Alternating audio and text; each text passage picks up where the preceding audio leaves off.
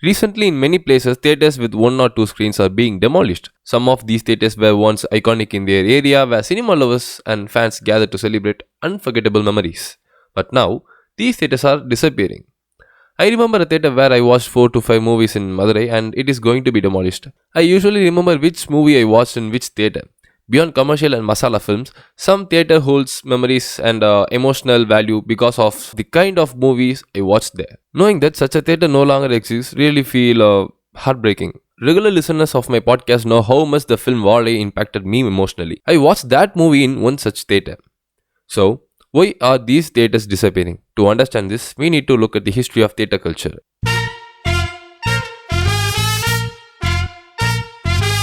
Hi, hello, welcome. I'm your Harish. This is VOV Voice of Vaigai, Tales of a Boy from Madurai.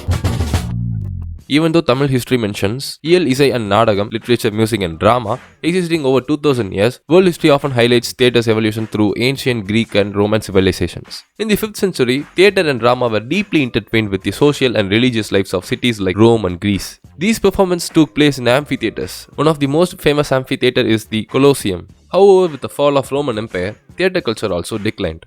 It was only during the medieval period, which means after the 14th century, that theatrical performance resurfaced, particularly through church plays that narrated stories about Jesus. The period from the 14th to 17th century is known as the Renaissance, a time when art, culture and science flourished again. Many of the scientists and mathematicians we learn about in the school belong to this era. During this time, a man revived theatre culture and gave it a new life. You probably know his name.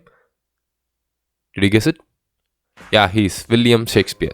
Shakespeare's plays were performed at a Globe Theatre in London, which still stands today in a renovated form. By the 19th century, theatre became more realistic and elaborate, spreading across the world. However, another revolutionary medium was emerging at the same time: cinema. In the late 1800s, the Lumiere brother and Thomas Edison played a crucial role in development of moving pictures, leading to the birth of cinema. Initially, films were silent, relying solely on expressions and acting. By the 1920s, technology improved and people began favoring movies over traditional theatre performances. As cinema evolved, drama companies declined and theatres once hosted plays were converted into movie halls. There's a saying, change is the only constant. Those who fail to adapt to changing times often disappear. By the 1920s, silent films were becoming monotonous, leading to the advent of talkies, films with synchronized sounds. Hollywood, the powerhouse of cinema, flourished the directors like Alfred Hitchcock, Billy Wilder, Orson Welles and Roger Corman, who set high standards for filmmaking. In India, legendary filmmakers like Satyajit Ray, Guru Dutt and Nataraja Mudaliar contributed significantly to the growth of Indian cinema as well. As cinema became mainstream, theatres evolved from simple halls with a screen, seats and projectors to sophisticated spaces with air conditioning, surround and advanced projecting technology. But in India, theatre was never just about acting. It composed literature, music and dance.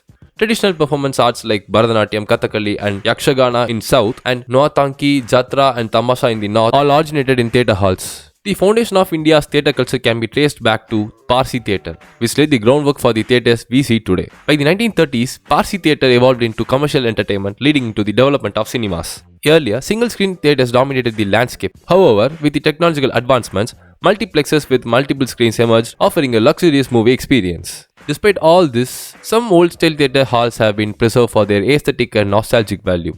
For instance, in Madurai, Thangarigal Cinema was originally Regal Talkies, a theatre hall before being converted into a movie theatre.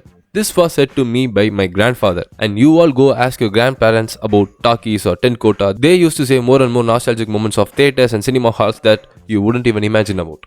So, why are single-screen theatres are being demolished or shut down? One major reason is the rise of multiplexes in malls and private cinemas. Audiences now prefer comfortable and high-end experiences over old-fashioned theatres. However, single-screen or private theatres still hold a unique charm.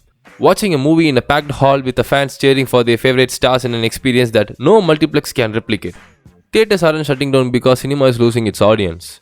Rather, theatre owners face challenges in upgrading or competing with modern cinema multiplexes. No matter how much theatres evolve, old-style cinemas and the memories associated with them will always hold a special place in the hearts of true cinema lovers. That's all I wanted to share. Instead of just discussing why theatres are shutting down, I thought it would be more interesting to explore their history as well. So meet you in the next episode. Until then, bye from Harish.